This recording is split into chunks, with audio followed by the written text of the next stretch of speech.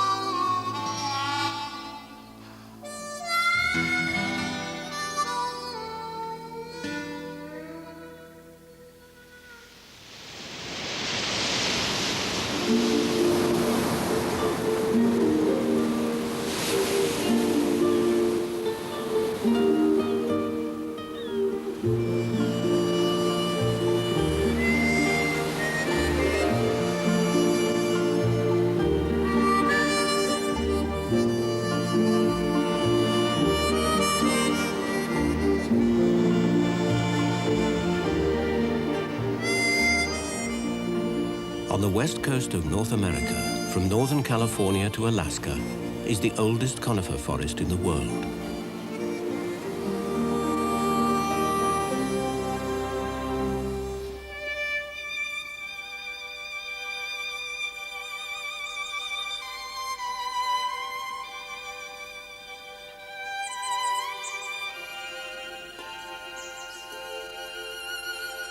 Here, the towering evergreens live longer and grow bigger than anywhere else.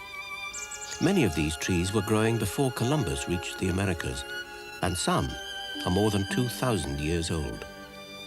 In this great span of human time, these trees can grow to enormous proportions. This truly is a land of giants.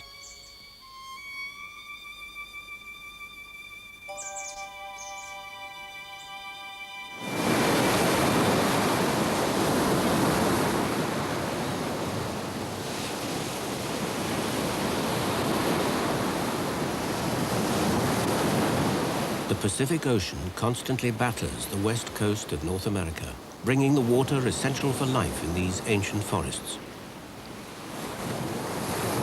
As the moisture-laden winds meet the coastal mountains, they can no longer hold their watery burden. They drench the land and its inhabitants with rain. With more than 15 feet of rain a year, this is a true rainforest, but not of the tropical kind. It is one of the last temperate rainforests in the world. The Douglas fir, Sitka spruce, and California redwoods that rule this land keep their needles year-round, allowing them to photosynthesize and grow every day of the year.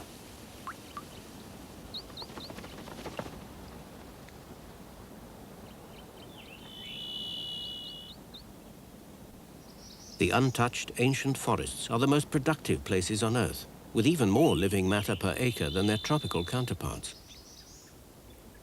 Mosses, lichens, and ferns carpet every available surface in this lush land. Trees aren't the only giants here.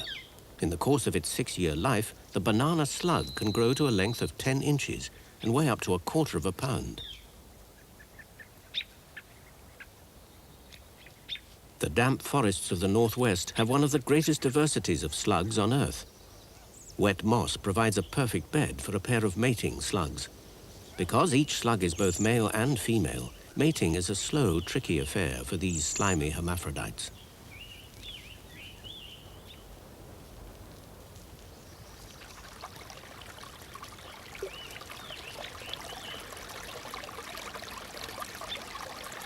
Another outsized resident is the Pacific giant salamander. More than 1 foot long, it is the largest terrestrial salamander. Despite its sluggish appearance, this giant is an agile hunter, capable of catching mice and snakes.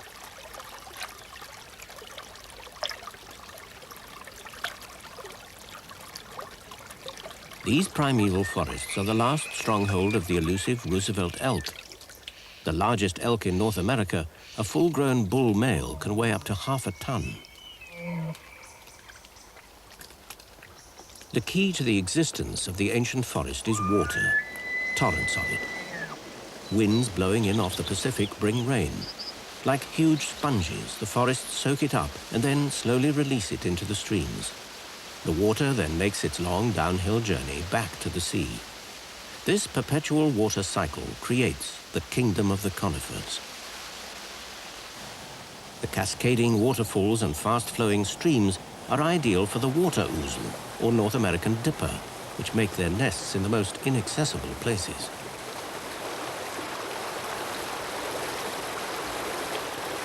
An additional transparent eyelid provides the dipper with its own diving goggles. Not only does it nest in a watery location, but it specializes in foraging underwater for aquatic insects.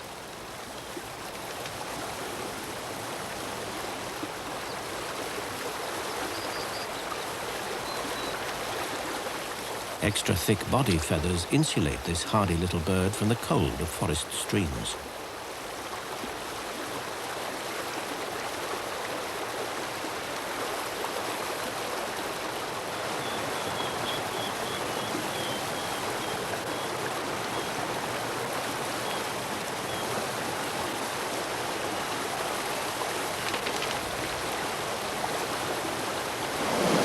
Pure rivers that flow through the ancient forests, providing an ideal home for the dipper, also act like magnets to vast numbers of Pacific salmon. When these rivers are in full flood in the spring and autumn, the salmon start their long run upstream from the Pacific to their ancient spawning grounds. The high river levels smooth out the rapids and ease the arduous journey.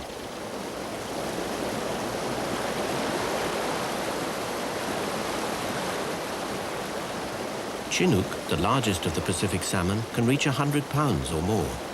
But even these giants can throw their bulk clear of the water as they travel upriver to their breeding grounds, in some cases a journey of more than 100 miles.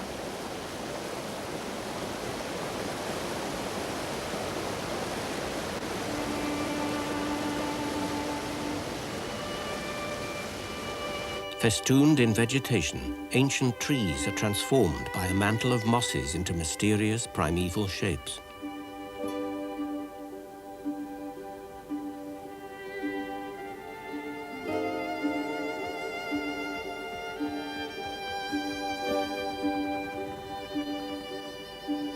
In the dense forest where visibility is limited, many animals use sound to communicate.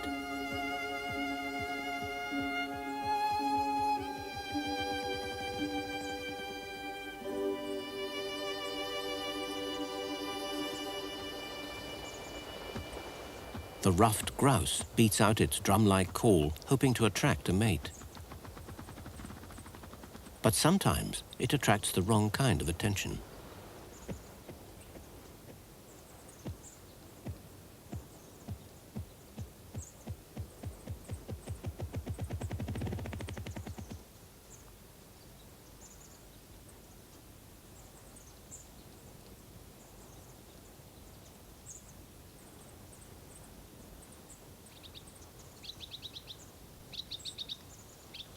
The fisher, the largest member of the weasel family, is extremely rare and elusive.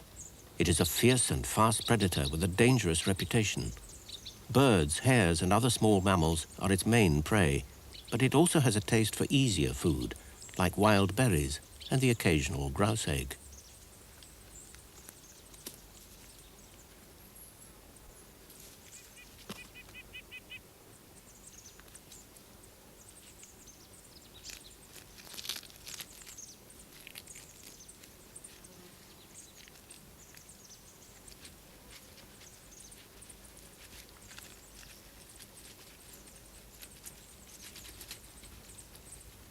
A male rufous hummingbird flashes the brilliant scarlet of his iridescent throat feathers, advertising his territorial aspirations.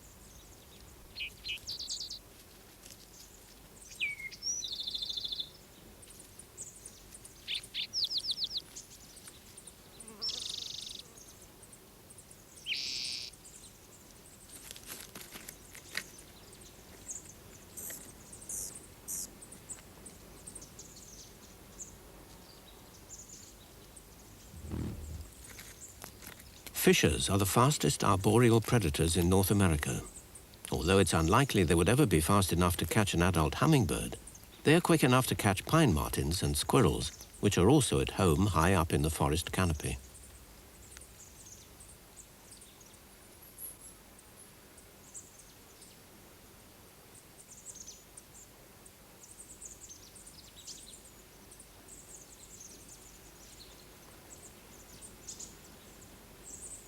Every available branch in the canopy is draped with lichens. Old Man's Beard carries out a special role in the forest by gathering the nitrogen from the atmosphere and making it available to other plants and animals. Another nitrogen-fixing specialist is the lettuce-like Loberia, which in time supplies the forest with half of all its nitrogen.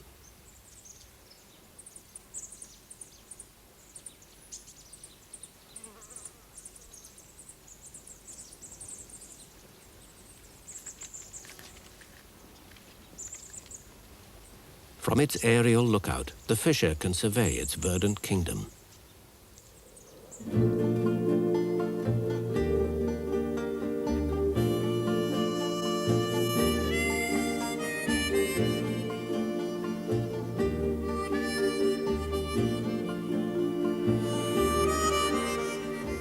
A vulture's eye view of the ancient forest canopy reveals its characteristic unevenness. Towering amongst the healthy conifers are the spiky tops of dead trees or snags. Ironically, the presence of these dead snags indicates a healthy forest.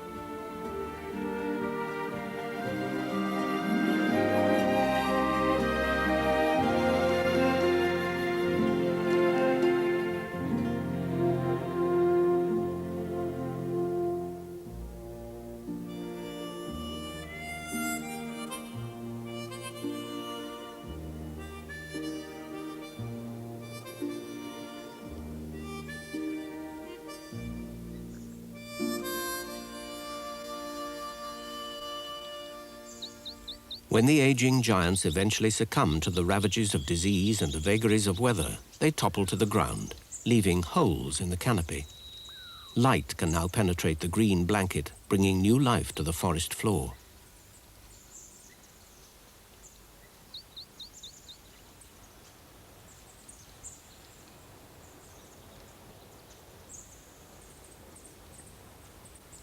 These virgin forests are the most productive places on Earth, a fact that has not escaped the attention of humans.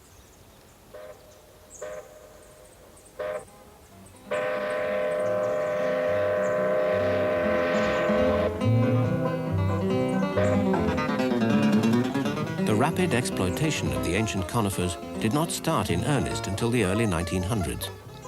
Up until then, it would take two men with axes a whole day to cut down one tree.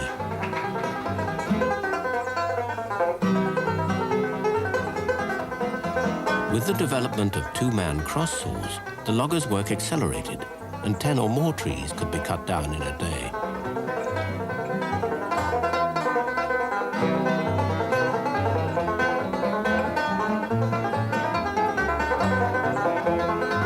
Traditional logging skills are kept alive today in the Pacific Northwest by a people fiercely proud of their heritage.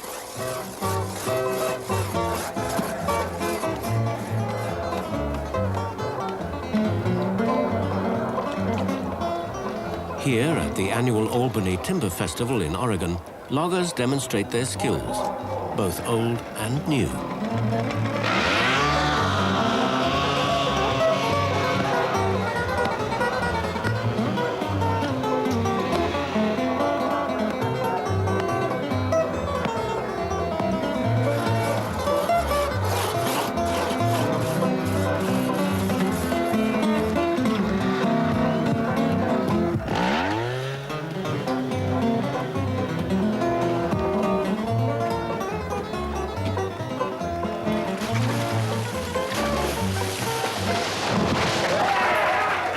The old skills may still be practiced, but out in the forest, logging is no game. With forest giants swinging overhead, logging remains one of the most dangerous professions.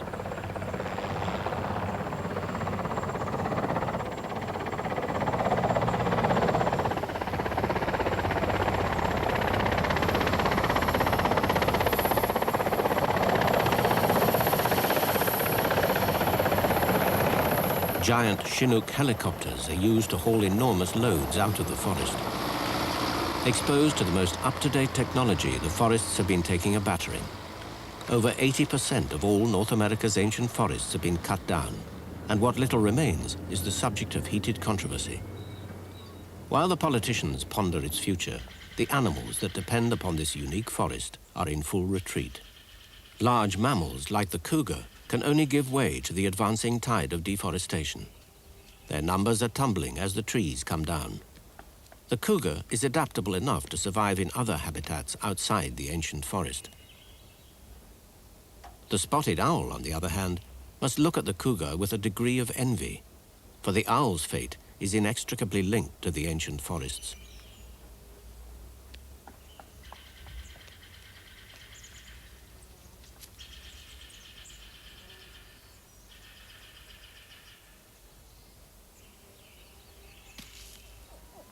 To form a breeding territory, each pair of owls needs around 3,000 acres of ancient forest. With each pair only producing 1 or 2 eggs a year, the future of the species hangs in the balance.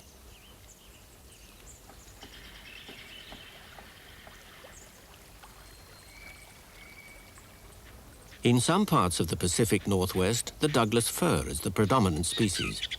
It is a tree renowned for the vast quantities of pollen it produces. In the early summer, a sulfur mist of pollen rains down from the trees.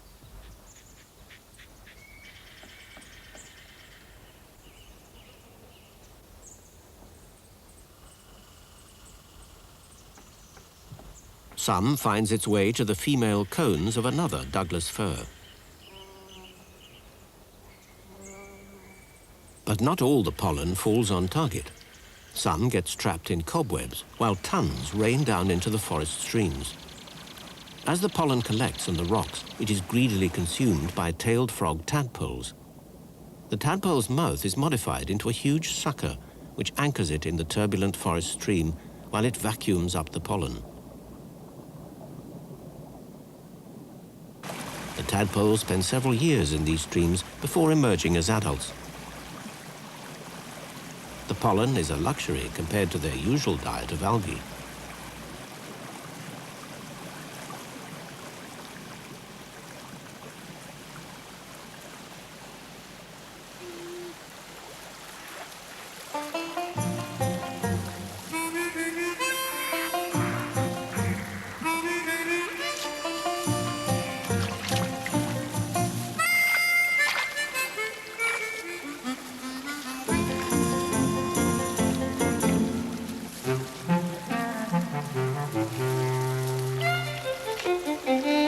Black bears may also lick up the pollen, and while the mother bear is keen to feed, her 2 cubs have other things in mind.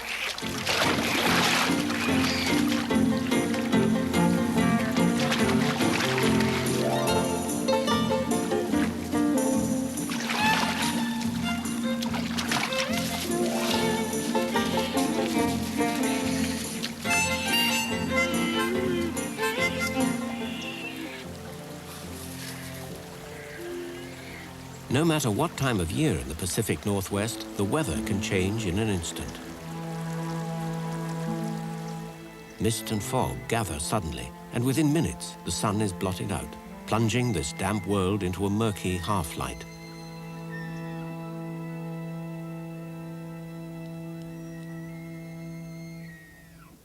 Shrouded in mist, Roosevelt elk gather in a forest clearing left by a summer fire. They are ideal display sites, where a territorial male can keep a close eye on his hard-won females. This primary bull will tolerate yearling males in the harem, but will aggressively see off any other bull.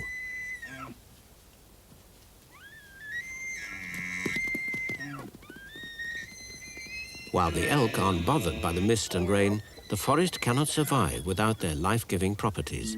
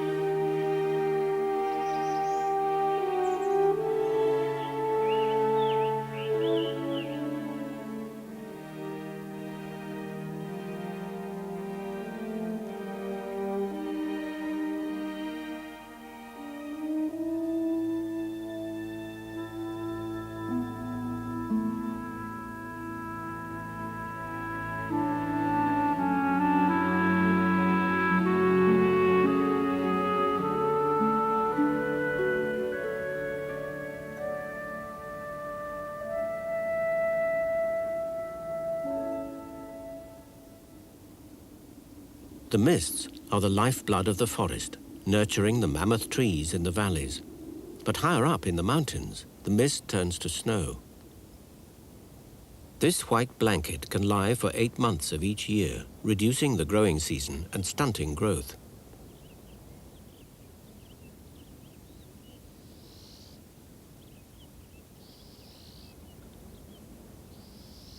But conifers are well adapted to cope with the extreme cold and vast quantities of snow. Their pyramid shape means that snow will readily fall from the branches, enabling vital light to reach the needles.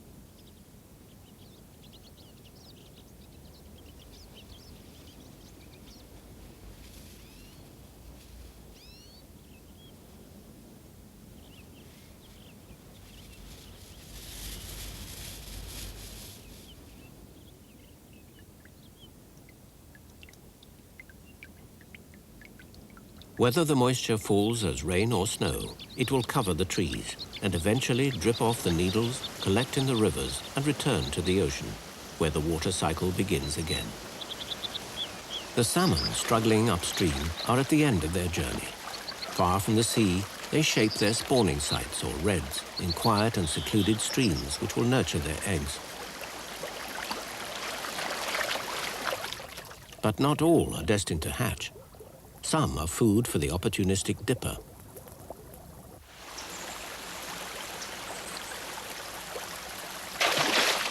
Unlike the rainwater that swells the streams, the adult salmon will not return to the Pacific Ocean. Once they have spawned, they die. But even in death, they contribute to the forest ecosystem, bequeathing their own nutrients to the streams.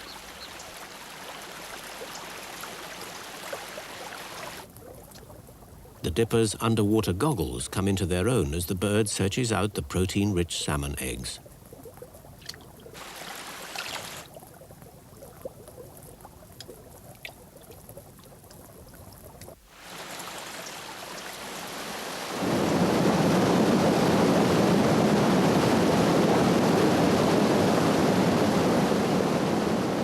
Mist and spray from a waterfall cast a luminous rainbow of color, echoed in the brilliant rufous hummingbird feeding on wild honeysuckle.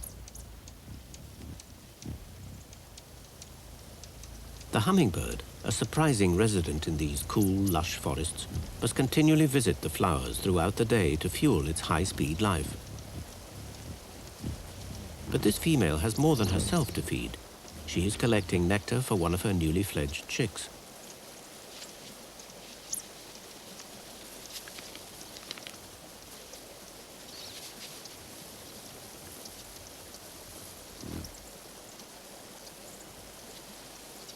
The rivers of the ancient forest don't always flow uninterrupted to the sea. Giant trees tumble into the rushing streams, creating log jams that slow the river's journey and form quiet pools and riffles. These pools are ideal nurseries for salmon eggs.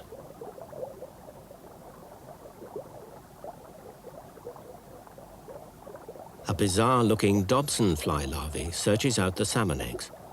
Protected by fearsome jaws and a spine-covered body, it roots through the gravel in search of a meal. But the same quiet pools also harbor the larval form of the Pacific giant salamander, which can make short work of the salmon fly larvae.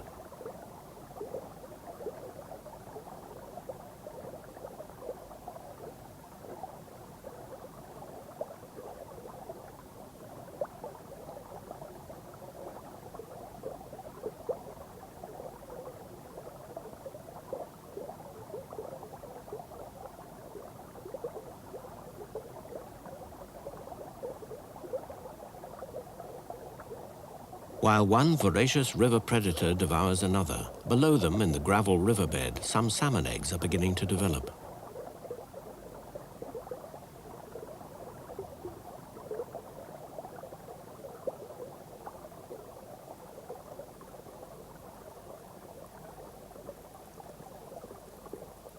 Such ideal conditions for the salmon eggs were once found in all forest streams. But modern logging, especially the practice of clear cutting, can strip the land of all its vegetation and deprive the streams of these vital natural dams.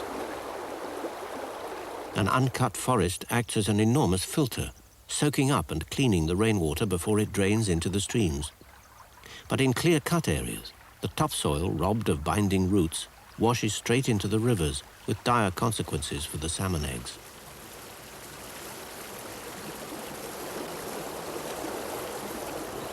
Here, two rivers meet. One, choked with silt, runs brown. The other, from an uncut valley, runs clean.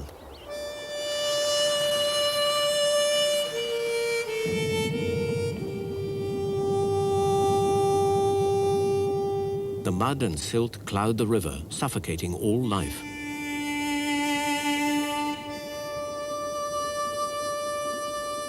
As the sediment settles, it buries the salmon eggs, robbing them of vital oxygen and leaving them to die.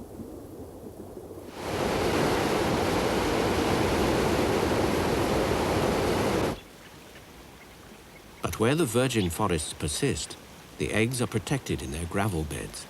Here, the clear streams are nurturing new life. As the small salmon, or alevins, emerge from their gravel nest, they still have a yellow yolk sac attached to their bellies.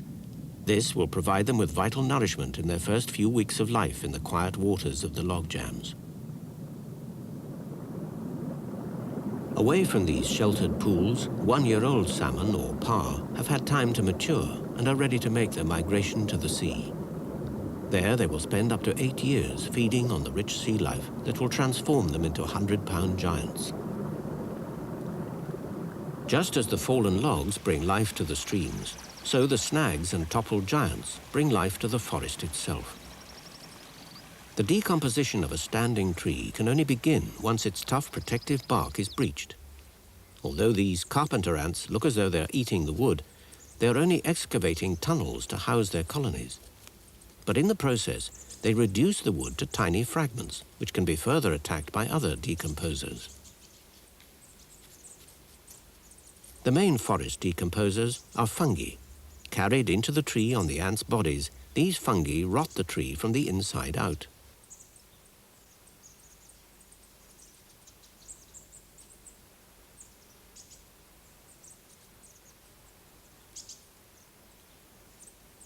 The rotting snags also provide ideal nesting sites for the pileated woodpecker, another forest giant.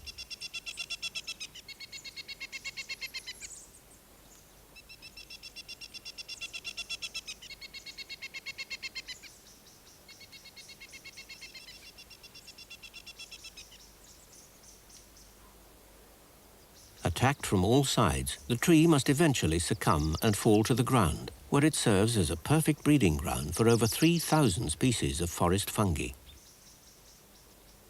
Fungi and saprophytic plants like the pine drop continue to decompose the wood, releasing the otherwise trapped nutrients back into the system. The pine-needled forest floor hides a red-backed vole from the watchful eye of a spotted owl family as the vole returns to its nest under the bark of a rotting tree.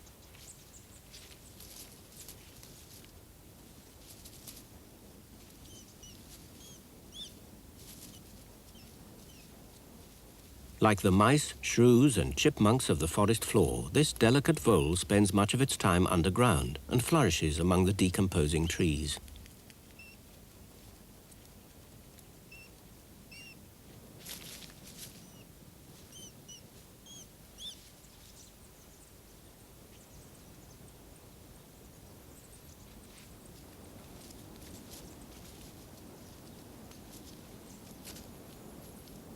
The spotted owl has a family to feed too, and small rodents such as the red-backed vole form a large part of their diet.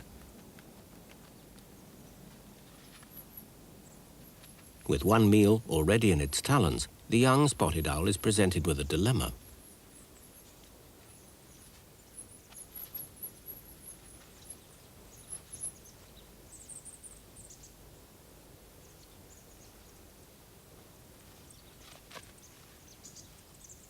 One animal's loss is another's gain, and the opportunistic short-tailed weasel is quick to grab a free meal. This feverish activity rouses a fisher from his canopy slumber.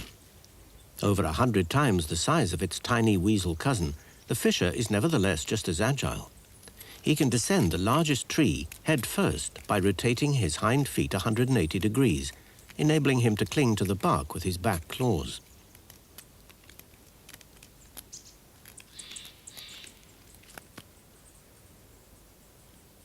Using walkways formed by fallen trees, the fisher moves through the dense forest undergrowth. There are easy pickings on this heavily laden huckleberry bush. As the fisher raids one woodland larder, the pileated woodpecker rips open another.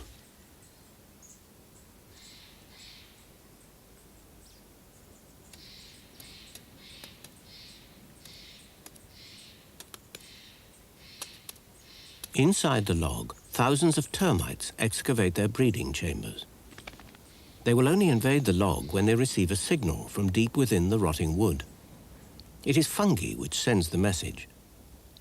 As the fungi decompose the wood, a chemical is released which tells the termites the wood is prime for invasion, and then guides these voracious insects to the tastiest parts.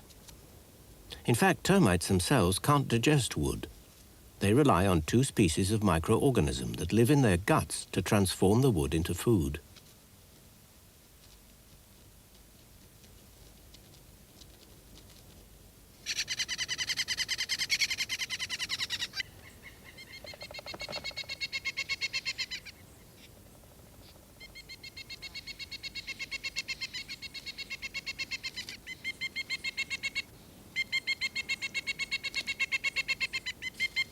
The youngsters thrive on a diet of beetle larvae, ants and termites, all of which are abundant in these ancient forests.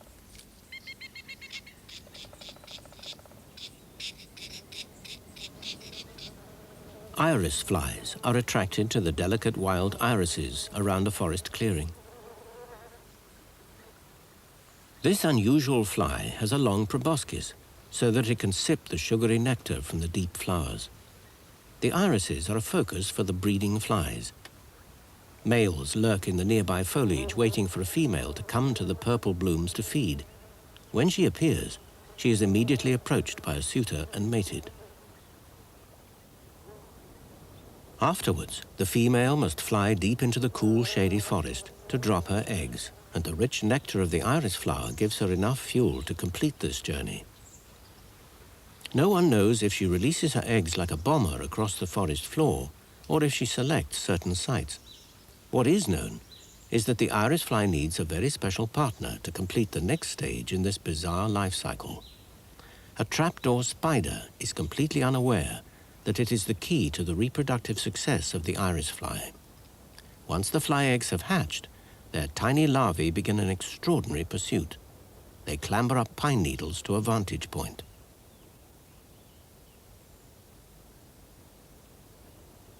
And as a trapdoor spider passes by, the larvae hitch a ride. Once this deadly cargo is aboard, the spider is doomed. Climbing up the spider's leg, the larvae then burrows into the soft leg joints and heads for the spider's lungs.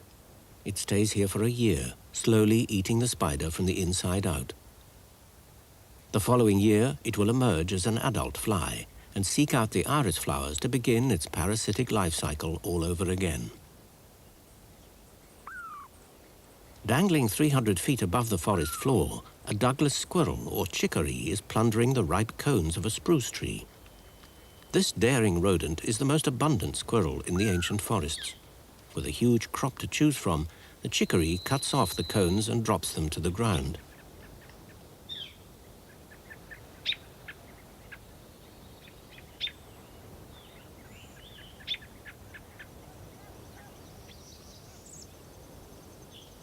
Later, the Douglas squirrel retrieves its hard-earned bounty. Each cone contains hundreds of nutritious seeds.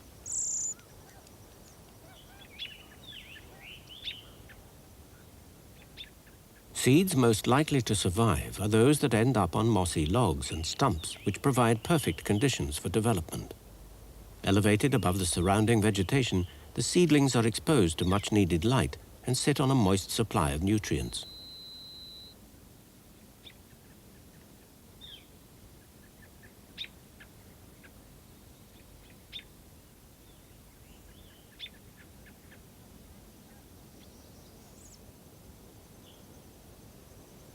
Hundreds of seedlings may grow on one nurse log, but only a few will climb to the heights of their ancestors, leaving the remains of the nurse log to rot away beneath them. To reach this colossal size, the trees depend on an extraordinary association between their roots and a tiny mycorrhizal fungus. These soil fungi grow a sheath around each microscopic root hair, massively increasing the ability of the tree's roots to absorb nutrients. In return, the fungi receive a free supply of sugars from the tree.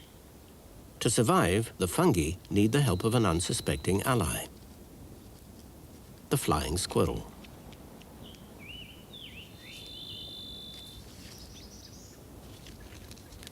This forest gourmet sniffs out the pungent underground fruiting bodies or truffles and devours them. Only by being eaten can the fungi spread. A single squirrel dropping contains thousands of spores. The flying squirrel's nocturnal feasting does not go unnoticed. But if caught in the open, it does have one last trick up its ample sleeve and can launch itself from a tree and glide to safety.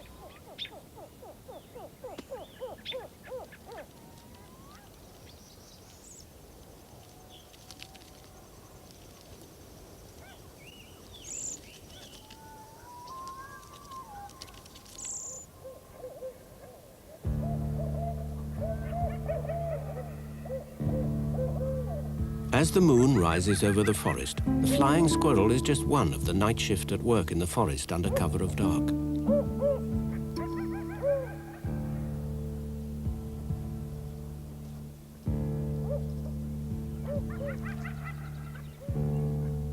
A banana slug's eggs are slowly developing under the bark of a fallen tree.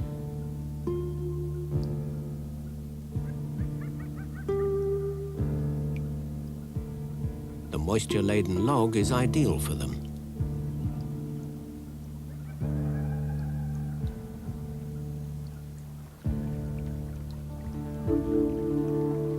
In nearby streams, adult tailed frogs emerge to catch their evening meal of insects.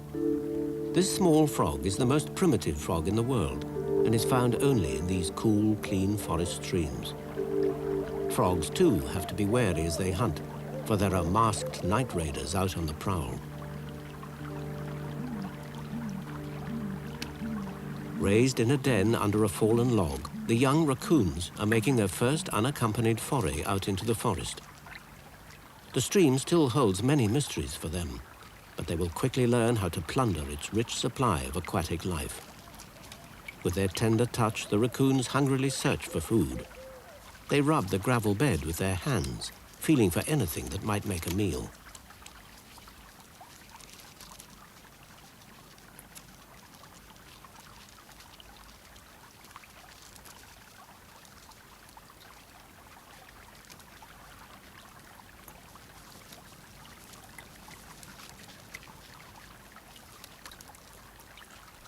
Out in midstream, this frog has found a safe haven. As the early morning sun rises and the warmth slowly filters through to the forest floor, mist once again begins to form.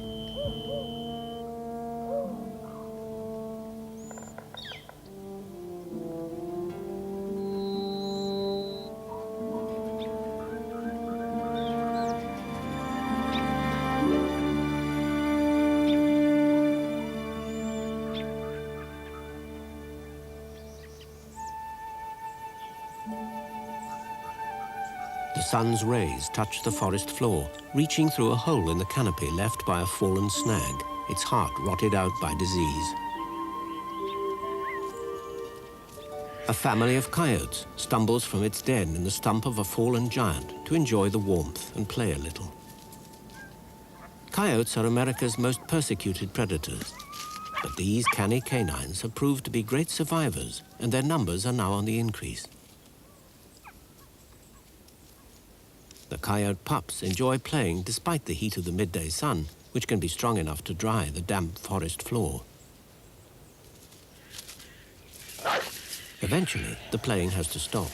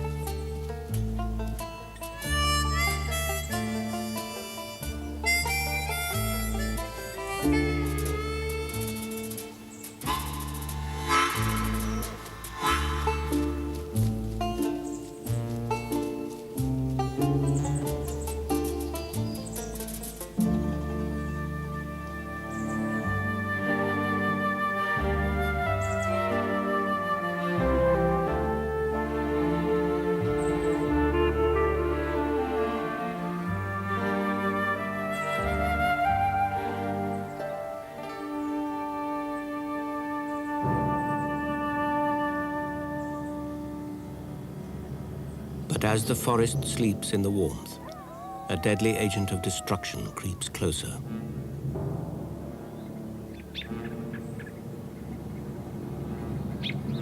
The first wisps of smoke infiltrate the forest.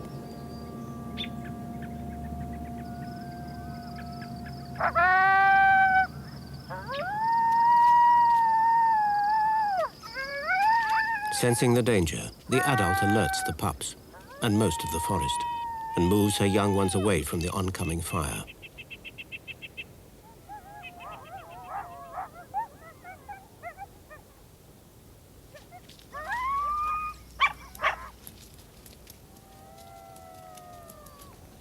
Most birds and larger mammals can flee the oncoming inferno.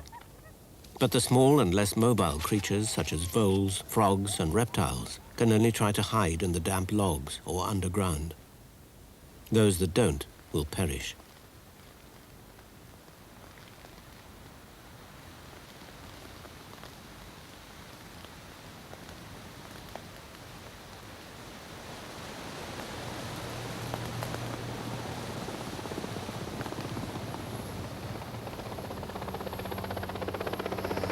This isn't a natural fire.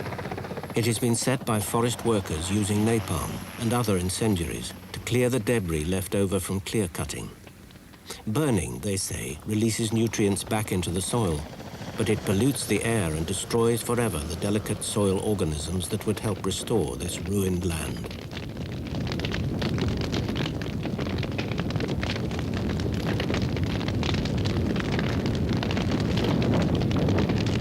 Although natural forest fires do occur in the damp virgin forests, most will not see a serious one for several centuries. When fires do flare up, they are less destructive than these man-made ones.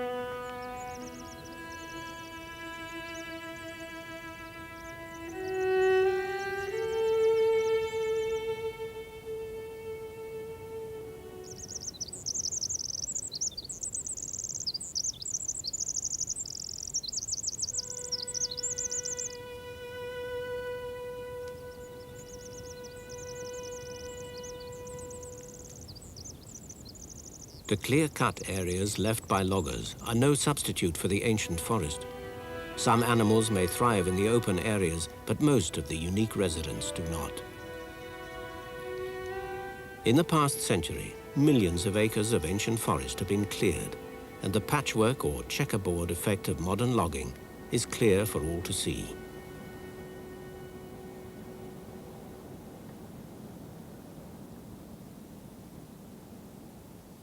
In a patch of forest recovering from the fire, flowers begin to bloom and heal the scars. But the ancient forest and its inhabitants will not be able to withstand the mass destruction of logging for much longer. In North America's last remnants of ancient forest, the life-giving rains of the Pacific continue to shroud this mysterious world. Hidden within these primeval forests are innumerable secrets waiting to be discovered. Only recently, a possible cancer-curing drug was found in the Pacific yew, a tree which takes over 300 years to mature and is found only in these forests. But the time needed to unravel the mysteries of the ancient forest is rapidly running out.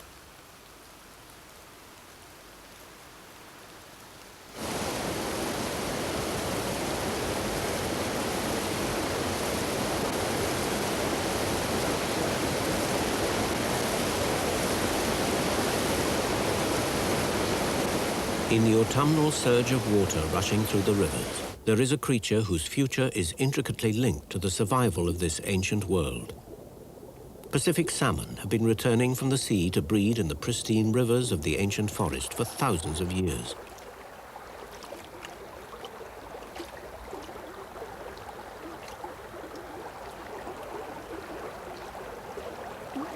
In a good year, millions of salmon will run up this river, attracting predators such as this young bear, who is still perfecting his fishing technique.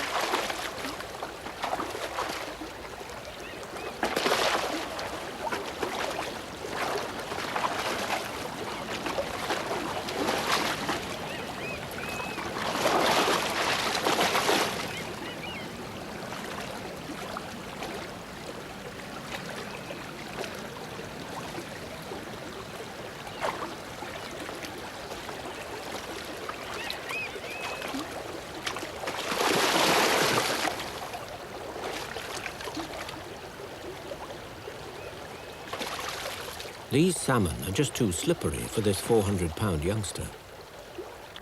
But today, large concentrations of salmon are found only in the few forest streams that remain untouched. The salmon and the killer whales that congregate at river estuaries to feed on them are only two of the threatened inhabitants of this ancient kingdom by the sea. Over the last 20 years, our destruction of the ancient forests has outstripped our understanding of this complex world.